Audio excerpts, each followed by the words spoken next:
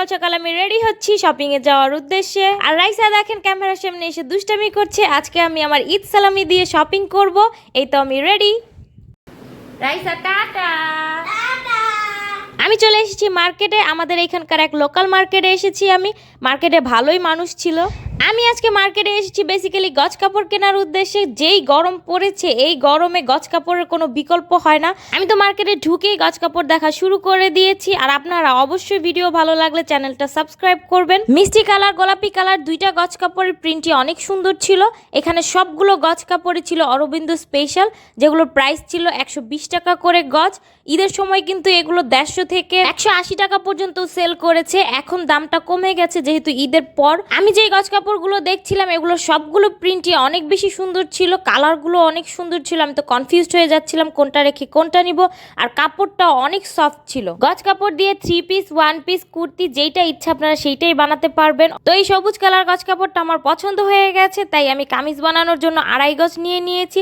সাথে এই magenta colour গজ কাপড়টাও আমি নিয়ে নিয়েছি। এই দোকানটা থেকেই আমি গজ কাপড়গুলো নিয়েছি, তাই দোকানটার ফুল লুক আপনাদের দেখিয়ে দিলাম। জামার সাথে এক কালার পায়জামার কাপড়ও ম্যাচিং করে নিয়ে নিয়েছি। দেন আমি চলে এসেছি আরেকটা দোকানে বাটিকের 3 পিস দেখার জন্য।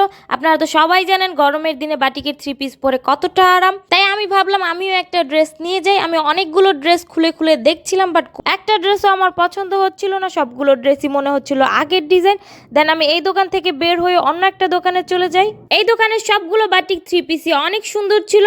ফার্স্ট এই দোকানদার এই 3 পিসটা আমাকে খুলে দেখাচ্ছিল। 3 পিসটার কালারটা অনেক বেশি ব্রাইট, একদম বউ বউ একটা কালার। 3 পিসের প্রাইস চাচ্ছিল 800 করে। যারা হেলদি আছেন তারাও পড়তে পারবেন, জামার কাপড় অনেক বড় দেওয়া আছে। দেন আমি এই পার্পল কালার 3 পিসটা খুলতে বলি।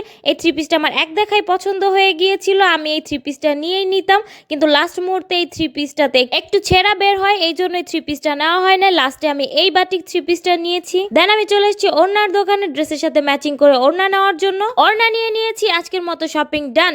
অটোতে ওঠার আগে দেখি রাস্তার পাশে বিভিন্ন ধরনের ফল বিক্রি করছে, আর আমার চোখ পড়লো এই বেলের ওপরে। বেল তো আমার অনেক পছন্দ, তাই আমি বেল নিয়ে নিয়েছি। আমি চলে এসেছি বাসায় আনারস আর 2টা বেল নিয়ে এসেছি শরবত বানানোর জন্য।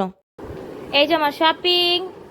এইটা নিয়ে আসছি গজ কাপড়, এইটা এক সিট নিয়ে আসছি, ভিতরে ওড়না পায়জামা, আর এই বাটিকটা।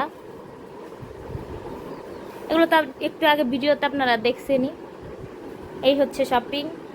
বেলের শরবত বানানো হয়ে গেছে। গরমের মধ্যে ঠান্ডা ঠান্ডা বেলের শরবত কার কার পছন্দ অবশ্যই কমেন্টে জানাবেন।